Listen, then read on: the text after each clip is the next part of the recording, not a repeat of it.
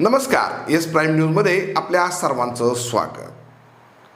बाभुळगावच्या सोमनाथ माळी या 25 वर्षीय तरुणाचा मृतदेह एका पडक्या विहिरीत आढळून आला. ही झाली घटना. मात्र ही घटना कशी घडली, ही घटना कुणी घडवून आणली का, आणि ह्या घटनेमागची नेमकी पार्श्वभूमी काय असू शकते, हा पोलिसांचा तपास मात्र अजूनही पडद्याआड आहे.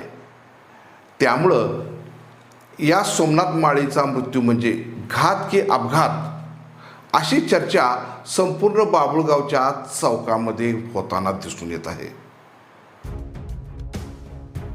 21 फेब्रुवारी वार शनिवार दुपारच्या रखरखत्या उन्हामध्ये बाभुळगावच्या मेन रोड लगत असणाऱ्या एका पडक्या विहिरीमध्ये एका तरुणाचा मृतदेह आढळून आला. लगेच याची खबर तालुका पोलिसांना देण्यात आली. तालुका पोलीस स्टेशनचे कर्तव्यदक्ष पोलीस निरीक्षक TY मुजावर हे स्वतः घटनास्थळी येऊन घटनेची पाहणी करत मृतदेहाची ओळख पटवली. मृतदेहाच्या शर्टामधून त्याचा मोबाईल आणि त्याचे आधार कार्ड मिळून आल्याने त्याची ओळख सोमनाथ माळी राहणार बाभुळगाव अशी स्पष्ट झाली. इथपर्यंत सर्व ठीक आहे. मात्र पुढे काय, नेमका त्याचा मृत्यू कशाने झाला, तर शवविच्छेदन अहवालामध्ये त्याच्या डोक्यामागे जड वस्तूचा मार लागल्याने त्याचा मृत्यू झाल्याचं नमूद करण्यात आलंय. ज्या ठिकाणी सोमनाथचा मृतदेह आढळला त्या विहिरीमध्ये जरी दगडाच्या पायऱ्या असल्या तरी तो या पायऱ्यावरून तोल जाऊन पडला नसेल अशी देखील चर्चा सुरू आहे. जर तो पायऱ्यावरून पडला असता तर त्याच्या मृतदेहाची दिशा पायऱ्यासमोर आडवी झालेली दिसली नसती.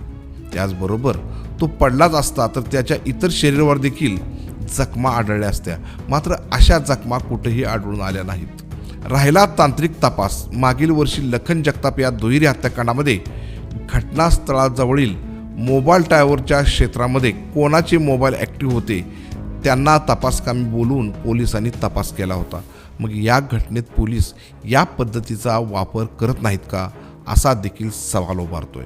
त्याचबरोबर या घटनेमागचं सत्य सांगायचं झालं तर या घटनेमध्ये प्रेमसंबंधाची देखील झालर असल्याची ग्रामस्थातून बोललं जात आहे. वास्तविक सोमनाथ हा रात्रीच्या सुमारास या पडक्या विहिरीजवळ एकटा जाऊ शकत नाही. मग तिथं त्याला कुणी बोलावलं असेल याचा शोध घेणं गरजेचं आहे. मात्र या घटनेबाबत कोणतीही स्पष्टता पोलिसांकडून होत नसल्याने नागरिकातून चर्चेला उधाण आलंय. या घटनेचा तपास तालुका पोलीस स्टेशनचे कर्तव्यदक्ष पोलीस अधिकारी गोसावी साहेब करीत आहेत.